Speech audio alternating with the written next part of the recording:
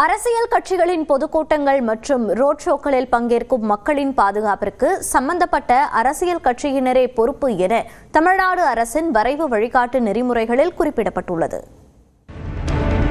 கரூர் கூட்ட நெரிசலை தொடர்ந்து அரசியல் கட்சிகள் பொதுக்கூட்டங்களை நடத்துவதற்கான வழிகாட்டு நெறிமுறைகளை வகுக்க கோரிய வழக்கை விசாரித்த சென்னை உயர்நீதிமன்றம் நெறிமுறைகளை வகுக்குமாறு தமிழ்நாடு அரசுக்கு உத்தரவிட்டிருந்தது. இதையடுத்து வழிகாட்டு நெறிமுறைகளை வகுப்பது தொடர்பாக அனைத்து கட்சி கூட்டத்தை அண்மையில் தமிழ்நாடு அரசு கூட்டியது.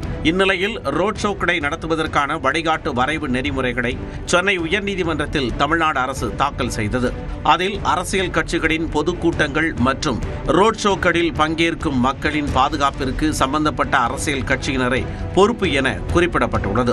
பொதுக்கூட்டங்கள், ஊர்வலங்கள், ரோட் ஷோக்கள், போராட்டம் ஆகியவற்றை நடத்துவதற்கான இடங்களை காவல்துறை அதிகாரிகள், தேர்தல் ஆணையத்தால் அங்கீகரிக்கப்பட்ட கட்சிகள் ஆகியோருடன் கலந்தாலோசித்து மாவட்ட ஆட்சியர் முடிவெடுத்து அறிவிப்பார் என கூறப்பட்டுள்ளது. பொதுக்கூட்டங்கள் நடத்தப்படும் முன்பு என்ன தேதி, நேரம், எதற்காக நடத்தப்படுகிறது, எவ்வளவு மக்கள் பங்கேற்பார்கள், எத்தனை வாகனங்கள் வரும், பங்கேற்கும் முக்கிய தலைவர்களின் விவரங்கள் ஆகியவற்றை குறிப்பிட்டு விண்ணப்பிக்க வேண்டும். ரோட் ஷோக்களை பொறுத்தவரை பங்கேற்கும் முக்கிய தலைவர்கள், பரப்புரை தொடங்கி முடியும் இடங்கள் ஆகியவற்றை தெளிவாக குறிப்பிட வேண்டும்.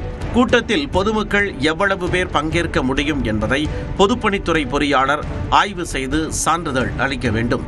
நெடுஞ்சாலைகளில் பொதுக்கூட்டம், ரோட் ஷோக்களை நடத்த சம்பந்தப்பட்ட துறைகளிடம் அனுமதி பெற வேண்டும் என வரைவு வழிகாட்டு நெறிமுறையில் கூறப்பட்டுள்ளது.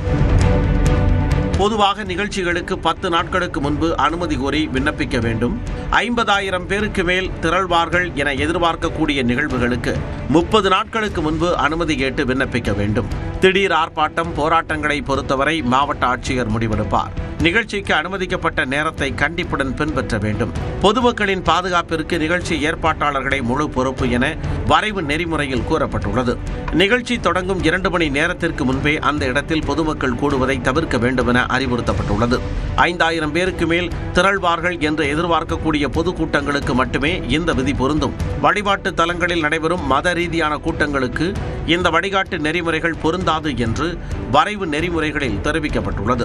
இந்த வழிகாட்டு வரைவு நெறிமுறைகளின் நகல்களை மனுதாரர்களாக உள்ள அதிமுக, தவேக உள்ளிட்ட கட்சிகளுக்கு வழங்க உத்தரவிட்டு விசாரணையை வரும் 27ஆம் தேதிக்கு உயர்நீதிமன்றம் ஒத்திவைத்தது.